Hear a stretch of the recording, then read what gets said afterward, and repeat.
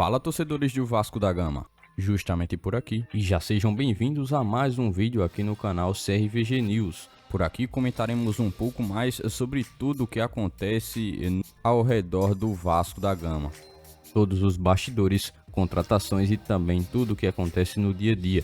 Estarei te deixando 100% atualizado sobre o que acontece no Gigante. Mas antes de eu te deixar muito bem informado do que acontece no Vasco, inscreva-se no canal, ative as notificações e também deixe sua curtida neste vídeo. Agora vamos partindo para as últimas notícias do Vasco no dia de hoje.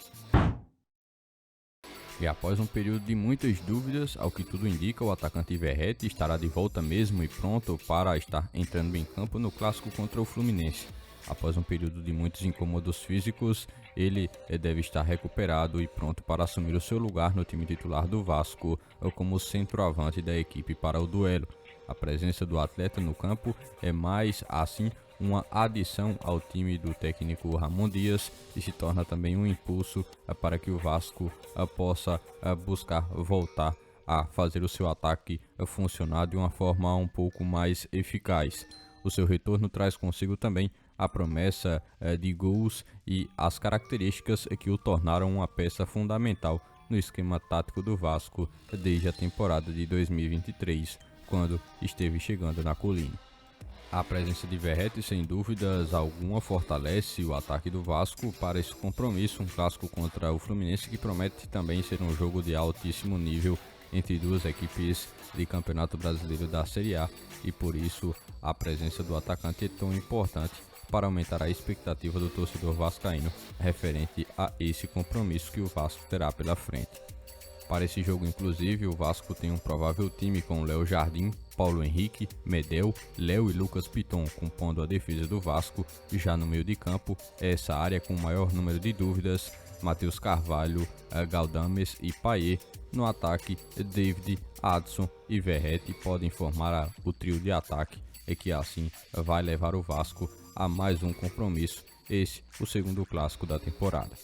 É mais uma vez a hora do torcedor vascaíno estar muito bem atento em relação a como essa equipe pode se comportar dentro de campo, pois é nos clássicos em que o Cruz Maltino pode medir um pouco de sua força para a temporada de 2024, com sim a chegada de alguns reforços, mas ainda a apresentação de algumas limitações que o Vasco tem colocado para o torcedor estar visualizando nesse ano de 2024, apenas o início da temporada atual. Você, torcedor vascaíno, que acha que pode esperar desse compromisso contra o Fluminense? Deixa aqui nos comentários qual é a sua expectativa em relação a mais esse clássico que o Vasco estará jogando.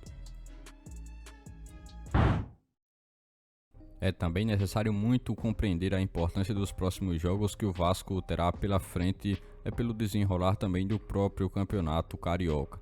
Em relação a esta semana, o Vasco terá dois compromissos importantes pela frente. Isso porque o Cruz Maltino enfrenta dois clássicos, o primeiro contra o Fluminense e logo depois contra o Botafogo. Esses confrontos não são mais alguns jogos do calendário, mas também são jogos decisivos e que podem influenciar diretamente na trajetória do Vasco na classificação do Campeonato Carioca. Atualmente, o Gigante da Colina ocupa a quarta posição na tabela de classificação, o que também o coloca em uma posição bastante importante e necessária de estar sendo visualizada, pois essa é a última da classificação das equipes que poderiam chegar até as semifinais do Campeonato Carioca. Apenas os 4 primeiros clubes se classificam para as fases que virão pela frente. O confronto contra o Fluminense, agendado para quarta-feira, será o primeiro teste de fogo da semana do Vasco.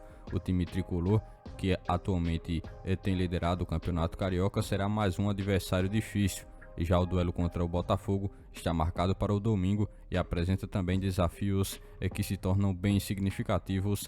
A equipe do Botafogo, assim como o Fluminense, são rivais do Vasco no Campeonato Carioca e o Botafogo atualmente se encontra inclusive atrás do Vasco na classificação e também busca essa ida às semifinais do Campeonato Carioca.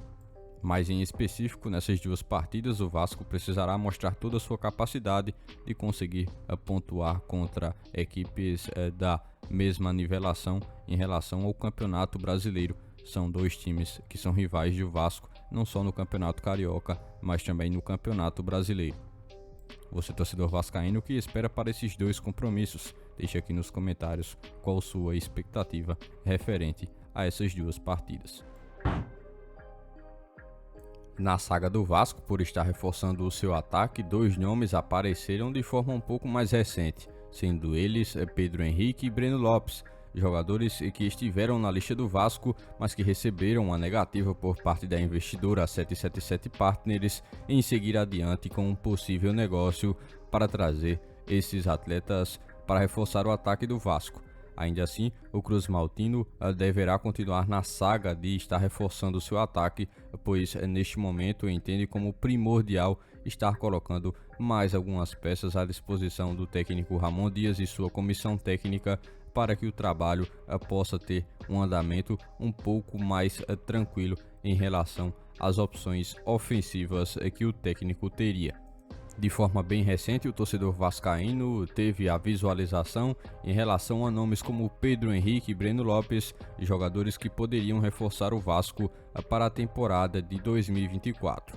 No entanto, com o passo da chegada do aval da 777 Partners, que esteve colocando uma negativa quanto a um prosseguimento no negócio de dois jogadores, fez com que o Vasco agora possa retornar novamente os seus olhos ao mercado para estar buscando algumas outras peças como alternativas que possam se tornar interessantes para serem inseridas no elenco do Vasco. Obviamente, toda essa procura depende muito do aval da 777 Partners em aprovar ou não os nomes escolhidos e assim dar o prosseguimento no negócio. Isso é inclusive algo que tem incomodado bastante o torcedor vascaíno em relação a algumas opções que poderiam sim ser viáveis para o Vasco, mas que não tem sido dado o sinal positivo por parte da administradora do futebol do Cruz Maltino. Você, torcedor vascaíno, o que pensa a respeito disso? Comenta aqui abaixo se você pensa que esses dois nomes poderiam ser interessantes. Por este dia de hoje, foram essas as últimas notícias do Vasco da Gama que vocês acompanharam neste vídeo. Já se inscreva-se no canal, ative as notificações e também deixe sua curtida. Deixe seu comentário também sobre todas as notícias que foram repassadas a todos vocês. E lembre-se também de seguir o nosso Instagram oficial que está na descrição do vídeo. Logo mais estarei retornando com mais informações do nosso Vascão. Até o próximo vídeo.